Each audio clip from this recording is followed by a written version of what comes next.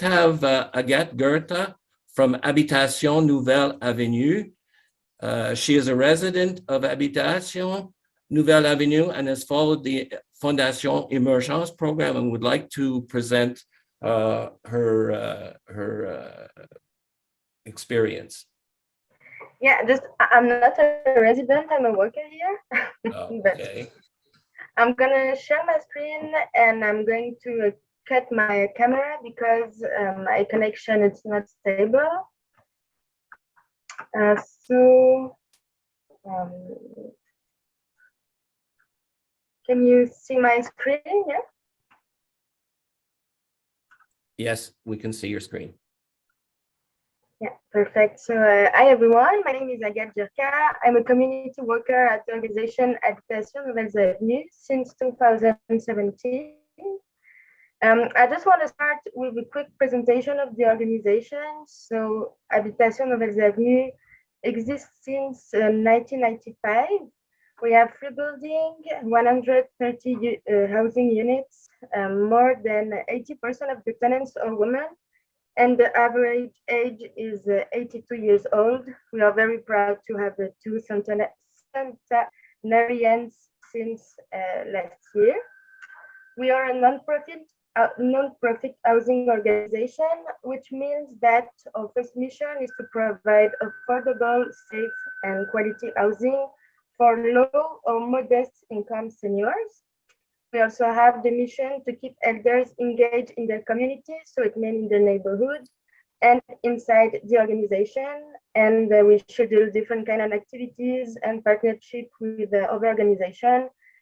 Can be public organization, private organization, and other community organization. So as a non-profit organization, we also integrate a greater political and social aspect than other senior housing resources, especially in our activities. And it's important to add also that we are lucky to have a solid team. Some of the workers have more than 14 years in the organization, and I am the more recent team member. It's been already 5 years. So we can develop stronger links and trust relationship with tenants, which is not always the case in senior residences.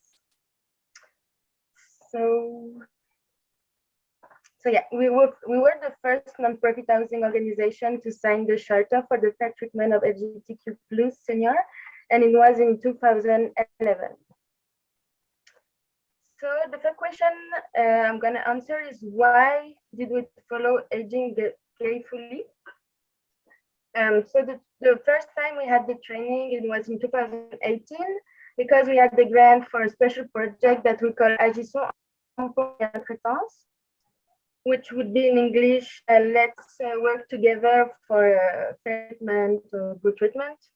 And what we wanted to do with that project is to raise awareness about bullying and abuse towards elders in the environment, but also to promote tolerance, acceptance, and openness toward the difference and reduce the conflicts, and also give tools so people can defend their rights or help others to defend them. And we realized during that project that it needed to add some popular education, including awareness about the different kind of discrimination. So Aging Gayfully was a great opportunity to open the subject about LGBTQ in our organization, and it really made sense for us to have this training, not only for tenants, but also for the workers who belong to the sexual and gender diversity. So as we believe the traitance is something that we deal on a daily basis, we took the training back in 2021, and it was also an opportunity for us to make a refresh for the new tenants, and refresh for the tenants that already followed the training in 2018, and make the new tenants more aware of the subject. So we also see the training as a good means to open the subject for elders who still feel the effects of the decades of homophobia and transphobia, and they also can share their experience. So I did in more than the training, we also had the exhibition for 2 weeks. So it's really a good opportunity to continue the popular education. So the people that can't follow the training when the foundation came, they can still see the information in the exhibition.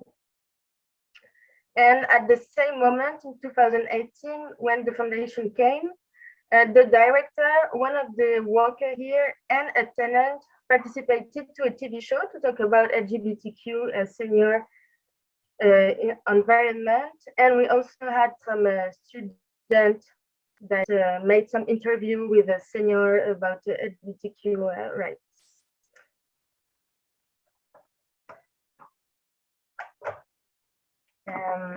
Just to finish quickly, I think it's hard to know what are the quantitative impact of the training, but what I can say from my experience is that people feel free to share about their affective orientation in the organization. We have a volunteer and tenants who are openly gay can talk about it. It makes me feel that the organization is safe enough for them to come out. And it also applies to workers, as I said earlier. And it also applies to the senior who also had the impact, for example, a woman who married a gay man when she was young, and she had to tell him, like, I think you're gay and everything, we cannot continue together. And that also opened the subject for them. What I can say also is that tenants that participated in 2021, which is a bit of a younger generation, already has a lot of knowledge about sexual diversity. They all have like a big gay trans people in their family or in their friends. So it was very surprising at that time that everyone had a story to tell about it, and everyone knew what the terms was, etc. We also took the training and the exhibition as an opportunity to make popular education, as I said. We also included the vocabulary in cognitive games we are doing right now for COVID effects. Also, the Fondation Emergence gave us some pins and about transphobia and homophobia against it. And all the pins were gone like in 2 days. So it was very nice to see that people are engaged in that. Also, with the training and the shelter, it give us a lot of tools to make intervention to individual or collectivity, which is very important. If there is anyone that say or do something that is not right, we can do an intervention thanks to that. And I think it's a big pride for organization to be more and more inclusive and that it can show.